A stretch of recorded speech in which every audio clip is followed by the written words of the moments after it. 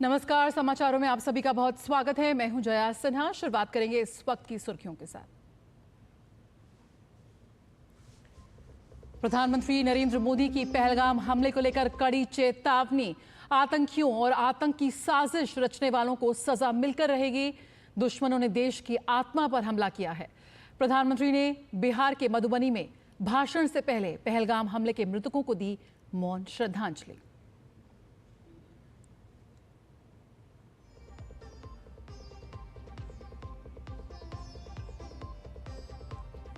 प्रधानमंत्री ने बिहार के मधुबनी में 13,480 करोड़ रुपए से अधिक की कई विकास परियोजनाओं का किया उद्घाटन और शिलान्यास। सर्वश्रेष्ठ प्रदर्शन करने वाली पंचायतों को दिया राष्ट्रीय पंचायत पुरस्कार।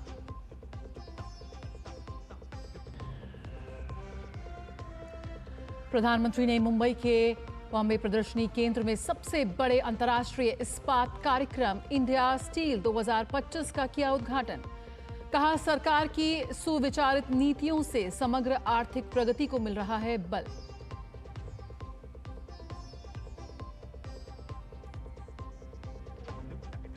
पहलगाम आतंकी हमले में मारे गए लोगों के पार्थिव शरीर देख पूरे देश में आक्रोश। परिजनों ने नम आंखों से दी विदाई। भाजपा ने पाकिस्तान उच्चायोग के सामने किया प्रदर्शन।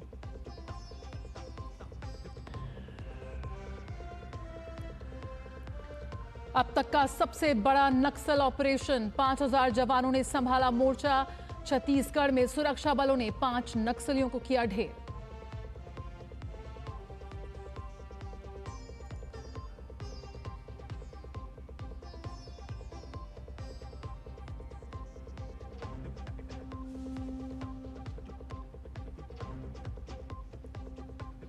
प्रधानमंत्री नरेंद्र मोदी ने जम्मू कश्मीर के पहलगाम में निर्दोष नागरिकों पर हुए आतंकी हमले के खिलाफ ठोस कार्रवाई करने का आह्वान किया।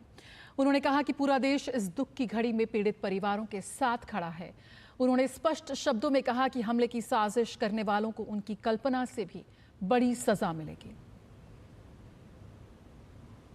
ये हमला सिर्फ निहत्थे पर्यटकों पर नहीं हुआ है। देश के दुश्मनों ने भारत की आत्मा पर हमला करने का दुस्साहस किया है। मैं बहुत स्पष्ट शब्दों में कहना चाहता हूं, जिन्होंने ये हमला किया है, उन आतंकियों को और इस हमले की साजिश रचने वालों को उनकी कल्पना से भी बड़ी सजा मिलेगी। सजा मिलकर के रहेगी। अब आतंकियों की बची खुची जमीन को भी मिट्टी में मिलाने का समय आ गया है। 140 करोड़ भारतीयों की इच्छा शक्ति अब आतंकी आकाओं की कमर तोड़ कर रहेगी। प्रधानमंत्री नरेंद्र मोदी ने बिहार के मंच से इस मुश्किल घड़ी में भारत के साथ खड़ा होने पर विभिन्न देशों और राष्ट्राध्यक्षों के प्रति आभार व्यक्त किया। उन्होंने कहा कि आतंकवाद से भारत की आत्मा कभी नहीं टूटेगी और दोषियों को सजा मिले, इसके लिए हर संभव प्रयास किए जाएंगे। Friends, today from the soil of Bihar, I say to the whole world, India will identify, track and punish every terrorist and their backers.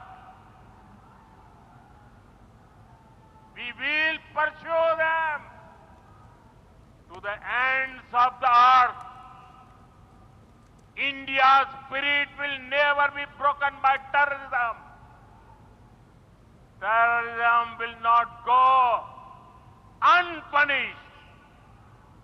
every effort will be made to ensure that justice is done. The entire nation is firm in this resolve. Everyone who believes in humanity is with us. I thank the people of various countries and their leaders who have stood with us in these times. इससे पहले प्रधानमंत्री नरेंद्र मोदी ने आतंकी हमले के शिकार हुए लोगों के प्रति भावभीनी श्रद्धांजलि अर्पित की। उन्होंने सभी से कुछ पल मौन रहने का आग्रह किया और मृतकों के प्रति अपनी संवेदना व्यक्त की।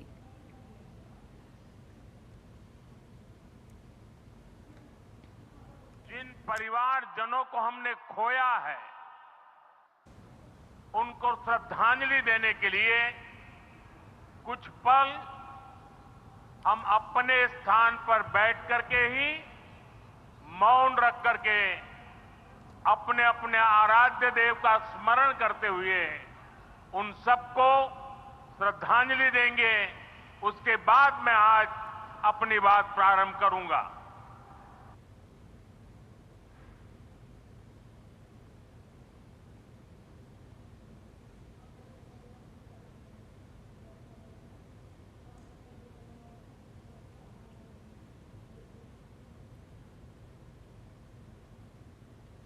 प्रधानमंत्री नरेंद्र मोदी ने बिहार के मधुबनी में राष्ट्रीय पंचायती राज दिवस के अवसर पर आयोजित कार्यक्रम में हिस्सा लिया। प्रधानमंत्री नरेंद्र मोदी ने इस अवसर पर सर्वश्रेष्ठ प्रदर्शन करने वाली पंचायतों को मान्यता देने और प्रोत्साहित करने के लिए राष्ट्रीय पंचायत पुरस्कार प्रदान किए। प्रधानमंत्री ने कहा कि जब तक भारत के गांव मजबूत नहीं होंगे, तब तक भारत का तेज विकास नहीं हो सकता। पीएम ने बीते एक दशक में पंचायतों को सशक्त करने के लिए एक से बढ़कर एक कदम उठाए हैं। जब तक भारत के गांव मजबूत नहीं होंगे, तब तक भारत का तेज विकास नहीं हो पाएगा। देश में पंचायती राज की परिकल्पना के पीछे यही भावना है। बीते दशक में पंचायतों को सशक्त करने के लिए एक के बाद एक कदम उठाए गए। टेक्नोलॉजी के माध्यम से भी पंचायतों को मजबूत किया गया। बीते दशक में 2 लाख से ज्यादा ग्राम पंचायतों को इंटरनेट से जोड़ा गया है। 5.5 लाख से ज्यादा कॉमन सर्विस सेंटर्स गांवों में बने। प्रधानमंत्री नरेंद्र मोदी ने इस मौके पर 13,480 करोड़ रुपए से अधिक की कई विकास परियोजनाओं का उद्घाटन, शिलान्यास और राष्ट्र को समर्पित किया। उन्होंने बिहार के गोपालगंज जिले के हथुआ में लगभग 340 करोड़ रुपए की लागत से बनने वाला एक एलपीजी बॉटलिंग संयंत्र और रेल अनलोडिंग सुविधा की आधारशिला रखी। इससे आपूर्ति श्रृंखला को सुव्यवस्थित करने और थोक एलपीजी परिवहन की दक्षता में सुधार करने में मदद मिलेगी। क्षेत्र में बिजली के बुनियादी ढांचे को बढ़ावा देते हुए प्रधानमंत्री ने बिहार में 1,170 करोड़ रुपए से अधिक की परियोजनाओं की आधारशिला रखी और पुनर्गठित वितरण क्षेत्र योजना के तहत 5,030 करोड़ रुपए से अधिक की कई परियोजनाओं का उद्घाटन भी किया। देश भर में रेल संपर्क को बढ़ावा देने की अपनी प्रतिबद्धता के अनुरूप प्रधानमंत्री ने सहरसा और मुंबई के बीच अमृत भारत एक्सप्रेस, जयनगर और पटना के बीच नमो भारत रैपिड रेल और पिपरा और सहरसा और समस्तीपुर के बीच ट्रेनों को हरी झंडी दिखाकर रवाना किया। उन्होंने Supaul Pipra rail line, Hasanpur Bithan rail line और छपरा और बगहा में 2-2 लेन रेल ओवर ब्रिज का भी उद्घाटन किया। उन्होंने खगड़िया अलौली रेल लाइन को राष्ट्र को समर्पित किया। इन परियोजनाओं से कनेक्टिविटी में सुधार होगा और क्षेत्र का समग्र सामाजिक आर्थिक विकास होगा। पीएम मोदी ने दीनदयाल अंत्योदय योजना, राष्ट्रीय ग्रामीण आजीविका मिशन के अंतर्गत बिहार के 2 लाख से अधिक स्वयं सहायता समूहों को लगभग 930 करोड़ रुपए के सामुदायिक निवेश कोष के लाभ वितरित किए। पीएम मोदी ने पीएमएवाई ग्रामीण के 15 लाख नए लाभार्थियों को स्वीकृति पत्र सौंपे। उन्होंने देश भर के 10 लाख पीएमएवाई जी लाभार्थियों को किस्तें जारी की। उन्होंने बिहार में 1 लाख पीएमएवाई जी और 54,000 पीएमएवाई-यू घरों के कुछ लाभार्थियों को चाबियां भी सौंपी। प्रधानमंत्री नरेंद्र मोदी ने मुंबई के प्रदर्शनी केंद्र में सबसे बड़े अंतर्राष्ट्रीय इस्पात कार्यक्रम इंडिया स्टील 2025 में हिस्सा लिया। उन्होंने वीडियो कॉन्फ्रेंस के माध्यम से कार्यक्रम को संबोधित किया। इस मौके पर प्रधानमंत्री नरेंद्र मोदी ने स्टील उद्योग पर बल देते हुए कहा कि ये क्षेत्र नई ऊर्जा और विश्वास से परिपूर्ण है, क्योंकि देश के पास पीएम गति शक्ति जैसी दूरदर्शी योजनाएं हैं। इन योजनाओं के तहत उपयोगी सेवाओं और लॉजिस्टिक्स को सुदृढ़ कर खनन क्षेत्रों को प्रोत्साहन दिया जा रहा है। विशेष रूप से देश के पूर्वी हिस्सों पर केंद्रित प्रयासों से स्टील उद्योग में नवीन संभावनाएं उभर रही हैं, जो आर्थिक विकास और रोजगार सृजन को गति प्रदान करेंगी।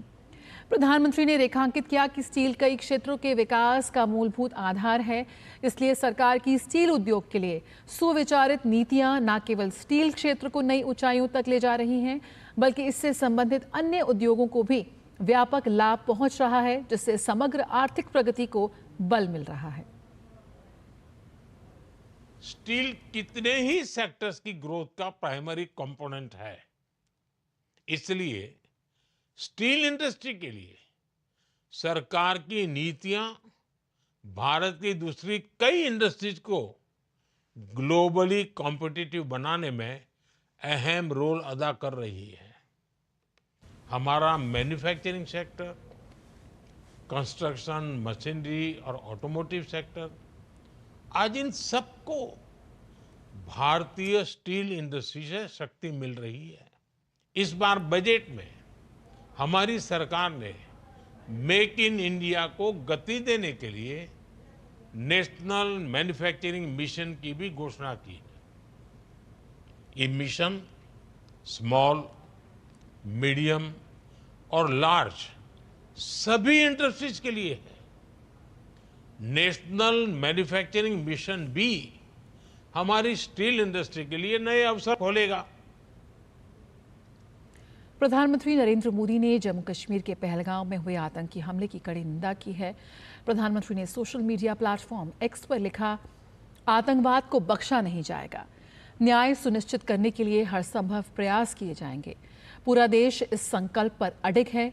भारत प्रत्येक आतंकवादी और उसके समर्थक को खोजकर उन्हें कड़ी से कड़ी सजा देगा। भारत की एकता को आतंकवाद तोड़ने में कभी कामयाब नहीं हो सकेगा। इस घड़ी में पूरा भारत एक साथ खड़ा है। बिहार के मधुबनी में राष्ट्रीय पंचायती राज दिवस पर कार्यक्रम आयोजित किया गया और इस कार्यक्रम को संबोधित करते हुए बिहार के मुख्यमंत्री नीतीश कुमार ने कहा कि जम्मू कश्मीर के पहलगाम में हुए आतंकवादी हमला काफी दुखद है। ये घटना निंदनीय है और हम शोक संतप्त परिवारों के प्रति संवेदना प्रकट करते हैं। हम आपके साथ हैं और पूरा देश आतंक के खिलाफ एकजुट है। आप सब ये जानते हैं कि 2 दिन पहले जम्मू कश्मीर के पहलगांव में आतंकी हमले हुई, जिसमें कई लोगों की मृत्यु हो गई, जो काफी दुखद है। यह घटना निंदनीय है। हम शोक संतप्त परिवारों के प्रति संवेदना व्यक्त करते हैं। हम आपके साथ हैं और पूरा देश आतंक के विरुद्ध एकजुट है। पहलगाम आतंकी हमले के खिलाफ देश भर में आक्रोश व्याप्त है। इस बीच भारतीय जनता पार्टी ने दिल्ली में पाकिस्तान उच्चायोग के सामने जमकर विरोध प्रदर्शन किया। इस प्रदर्शन में दिल्ली भाजपा के कई वरिष्ठ नेता और कार्यकर्ता समेत आम लोगों ने भी हिस्सा लिया। दरअसल पहलगाम हमले के तार पाकिस्तान से जुड़े होने के कुछ तथ्य सामने आ रहे हैं, जिसकी वजह से लोगों में काफी गुस्सा है। बता दें कि पहलगाम में मंगलवार को हुए आतंकी हमले में 26 निर्दोष लोगों को मौत के घाट उतार दिया गया।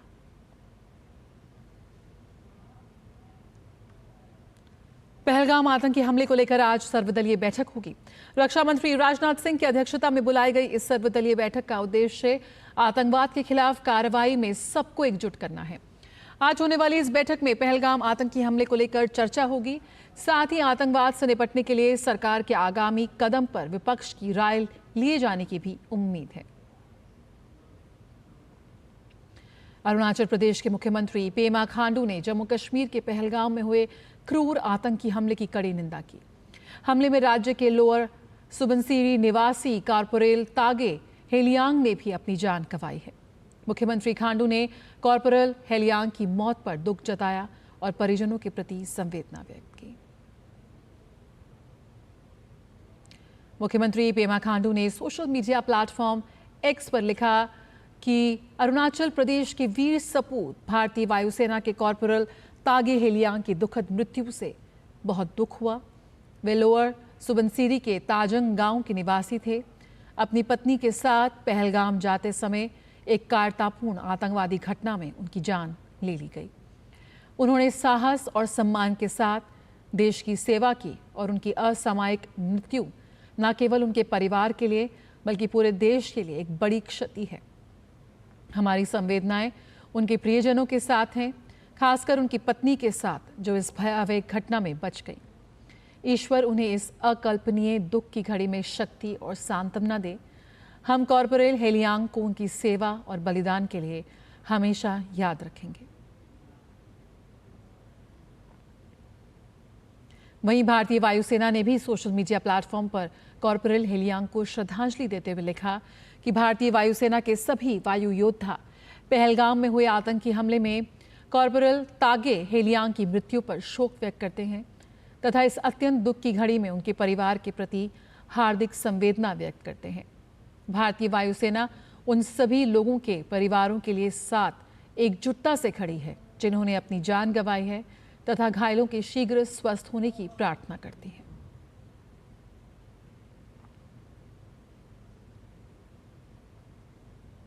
अरुणाचल प्रदेश की जीरो जिले के विधायक ने अधिकारियों के साथ पहलगाम आतंकी हमले में शहीद भारतीय वायुसेना के कॉर्पोरल तागे हेलियांग के घर जाकर शोक संवेदना व्यक्त की। उन्होंने दिवंगत CPL तागे हेलियांग के परिवार के सदस्यों को हर संभव मदद देने का वादा किया।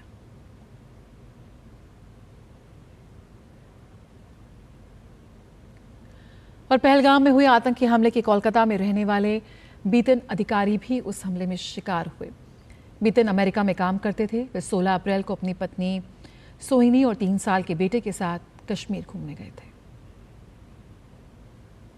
कोलकाता निवासी 36 वर्षीय बीतन अधिकारी अमेरिका में काम करते थे और वे अपनी पत्नी और बेटे के साथ समय बिताने के लिए भारत लौटे थे। 16 अप्रैल को अपनी पत्नी सोहिनी और 3 साल के बेटे के साथ कश्मीर घूमने गए। इस यात्रा का अंत बेहद दुखद रहा। आतंकियों ने 40 वर्षीय बीतन अधिकारी को बेदर्दी से मार डाला। इस परिवार को जम्मू कश्मीर की सैर के बाद 24 अप्रैल को वापस लौटना था, लेकिन उससे पहले ही इस खूनी वारदात ने खुशियों को बर्बाद कर दिया। तो रो रही थी, बोल रही थी भाभी मेरा सब कुछ लूट गया, मैं क्या करूँ, कुछ समझ में नहीं आ रहा। और मैं भी क्या बोलूँ, कुछ बोल नहीं सकी। से बोली तुम अपने बेटे के तरफ के देखे, थोड़ा धीरज रखो, हम लोग तुम्हारे पास है, साथ है। इस घटना से पूरे इलाके में शोक की लहर है। बित्तन के चचेरे भाई दीपक अधिकारी ने बताया कि उसके परिवार को कुछ आर्थिक परेशानियां थी। वह मानसिक रूप से परेशान थे, इसीलिए दीपक ने उन्हें छुट्टी पर जाने की सलाह दी थी। Bureau report, DD news. और जम्मू कश्मीर के पहलगाम आतंकी हमले ने देश भर में दुख और गुस्से की लहर फैला दी है। इस हमले में विशाखापट्टनम निवासी चंद्रमौली की भी जान चली गई। विशाखापट्टनम निवासी चंद्रमौली एक सेवानिवृत्त बैंक अधिकारी थे। उनकी 2 बेटियां अमेरिका में बसी हैं। हाल ही में उनकी छोटी बेटी 3 महीने तक उनके साथ विशाखापट्टनम में रह रही थी। उनके जाने के 4 दिन बाद चंद्रमौली पिछले बीते गुरुवार को कश्मीर की यात्रा पर निकले। उन्होंने अपनी घरेलू सहायिका को फ्लैट सौंपकर शुक्रवार को लौटने का वादा किया था। लेकिन इस आतंकी हमले ने उनकी जिंदगी छीन ली। I thought that he went to his native place Parvatipuram, but when 10 TV people have come and they said this message, and I am very much shocked, and I asked them to identify, and they have shown the photo, which is identified to be true. So it is a very unfortunate and shocking news. I pray God to rest his soul in peace. Chandramouli की मौत से उनके परिजन और परिचित बेहद उदास हैं। हर एक के साथ खड़े रहने वाले चंद्रमौली को आतंक की हैवानियत निगल गई। Bureau report, DT news. Jammu Kashmir के उधमपुर जिले में सुरक्षा बल और आतंकियों के बीच मुठभेड़ को लेकर केंद्रीय मंत्री जितेंद्र सिंह ने स्थानीय लोगों से सहयोग करने और धैर्य बनाए रखने की अपील की। साथ ही इस अभियान में वीरगति प्राप्त हवलदार झंटू अली शेख की मृत्यु पर शोक व्यक्त किया। जितेंद्र सिंह ने एक्स पर लिखा कि उधमपुर जिले के डूडू बसंतगढ़ इलाके में चल रही मुठभेड़ पर कड़ी नजर रखी जा रही है। स्थानीय लोगों से शांत रहने और घर के अंदर रहने का आग्रह किया गया है। हमारे सुरक्षा बल दुश्मन के मंसूबों को नाकाम करने में पूरी तरह सक्षम है। इस ऑपरेशन के दौरान सर्वोच्च बलिदान देने वाले हवलदार झंटू अली शेख के प्रति मेरी गहरी संवेदना और सलाम है। भारतीय नौसेना के नए स्वदेशी मिसाइल विध्वंसक पोत INS सूरत ने समुद्र में लक्ष्य की सटीकता से सफलतापूर्वक परीक्षण किया। ये परीक्षण हमारी रक्षा क्षमताओं को मजबूत करने में एक और मील का पत्थर साबित हुआ है। तो नए स्वदेशी मिसाइल का सफलतापूर्वक परीक्षण यहां पर हुआ है। INS सूरत से समुद्र में किया गया ये सफल परीक्षण। खबरों में आगे बढ़ते हैं। सरकार ने बच्चों में होने वाले गंभीर स्वास्थ्य समस्या खसरा रूबेला रोग के उन्मूलन के लिए 2026 तक का लक्ष्य तय किया है। इसको लेकर केंद्रीय स्वास्थ्य एवं परिवार कल्याण मंत्री JP नड्डा ने खसरा रूबेला उन्मूलन अभियान का शुभारंभ किया। इसके साथ ही केंद्रीय स्वास्थ्य मंत्री ने अभियान से जुड़ी IEC सामग्री जारी की। दरअसल खसरा रूबेला उन्मूलन अभियान एक स्वास्थ्य कार्यक्रम है जिसका मुख्य उद्देश्य खसरा और रूबेला रोगों को खत्म करना है। इस अभियान के तहत बच्चों को खसरा रूबेला के टीकाकरण कवरेज को बढ़ाने और संक्रमित मामलों की निगरानी करना प्रमुख उद्देश्य है।